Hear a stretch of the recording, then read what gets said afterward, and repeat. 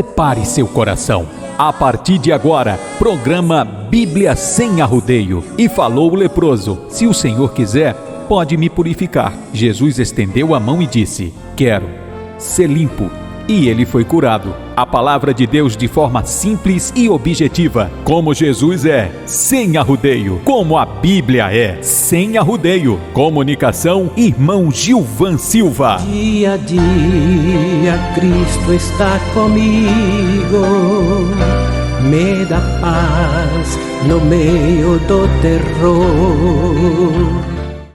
Meu irmão, minha irmã, quer viver a paz? Esqueça tudo, reedite as ideias e toque para frente. Amém?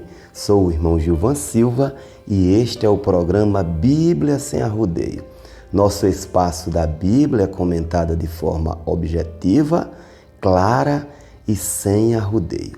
O propósito do programa Bíblia Sem Arrodeio é ajuntar o maior número de leitores da Bíblia, mas que leiam todos os dias.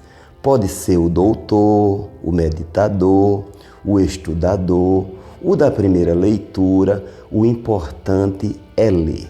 Amém? Hoje comentarei Gênesis capítulo 29. Este capítulo cobre em torno de 20 anos da chegada de Jacó em Harã, passando pela artimanha de Labão, naquele episódio da troca de Raquel por Léia, isso para obter mais 7 anos de trabalho de Jacó a custo zero, uma vez que Labão não demonstrava prezar tanto as filhas, até o nascimento de Judá. A gente vai ver que é o 4º filho de Jacó e Léia. Vamos lá, Gênesis 29, do 1 ao 14. Após o episódio do sonho da escada, Jacó seguiu para a Mesopotâmia, no Oriente. Passaram-se os dias e ele avistou um poço em um campo.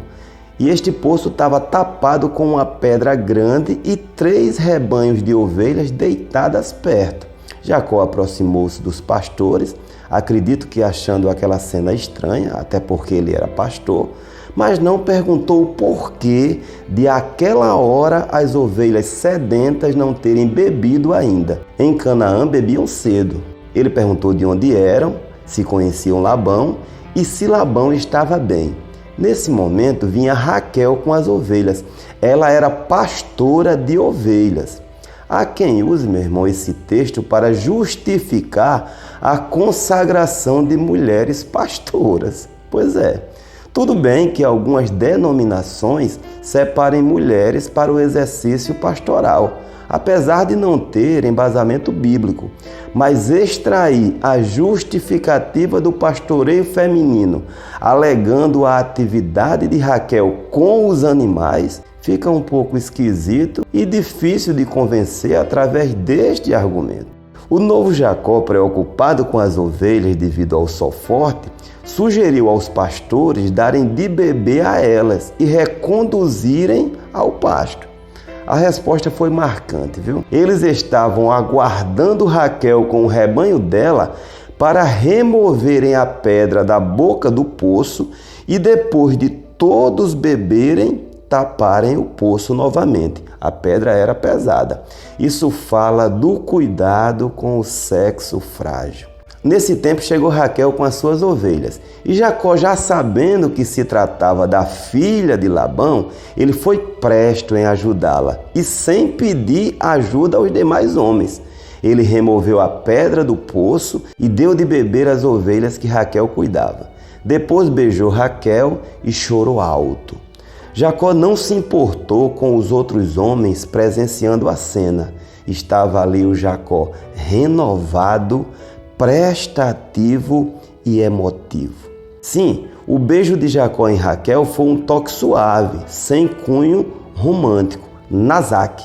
Era uma expressão de afeto fraternal e muito comum àquela cultura. Jacó puxou o assunto, ele tinha bastante, e contou que era primo de Raquel. Ela, animada, correu para contar a nova. Mas assim que Labão ouviu, correu ao encontro, abraçou e beijou Jacó. Depois ele, muito cordial, levou Jacó para casa e ainda falou: "Você é sangue do meu sangue, ou osso da minha carne, segundo as versões de estilo clássico. Mas, meu irmão, só comprava Labão quem não conhecia. Vamos ver, né?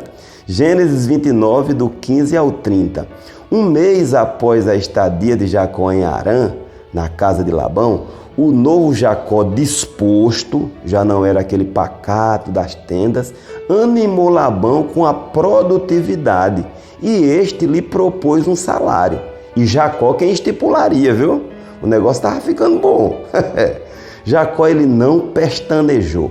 Trabalharei 7 anos em troca de Raquel. Só que ele deu o peixe ao gato ao tentar se precaver, meu irmão. Sua filha mais nova.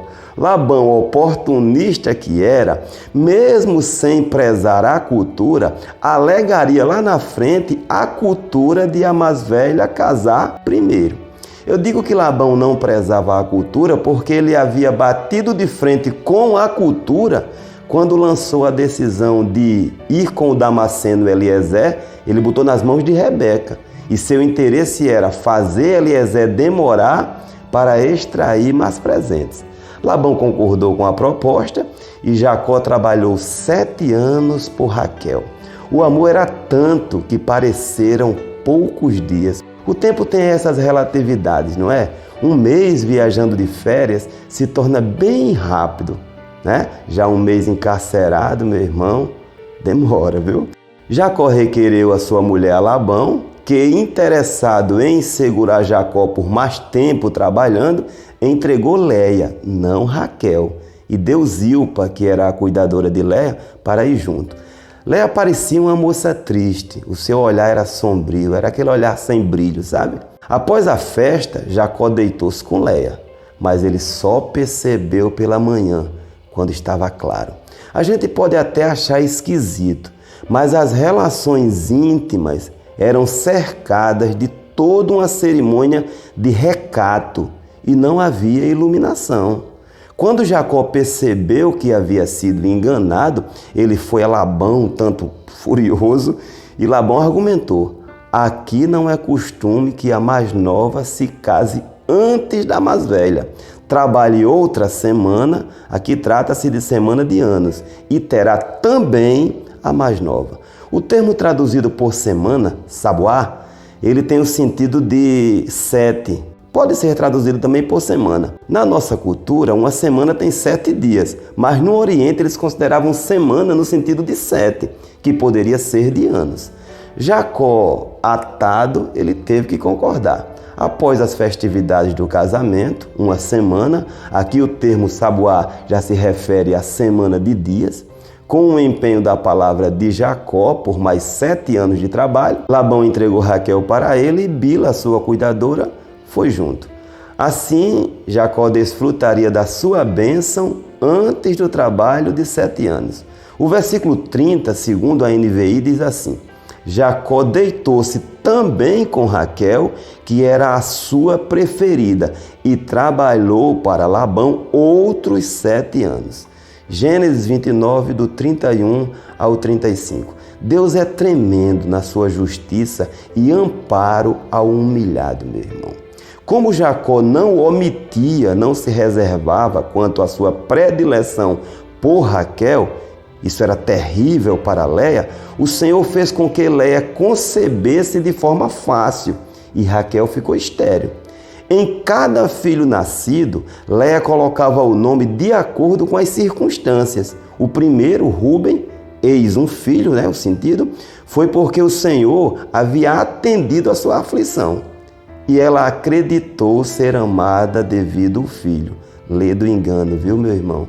Viu, minha irmã? Depois ela teve Simeão, ouvindo, é o sentido, porque o Senhor havia lhe ouvido por ser aborrecida pelo esposo. Em seguida veio Levi, que significa unido ou associado, porque ela cria que Jacó desta vez se ligaria a ela. Outra decepção.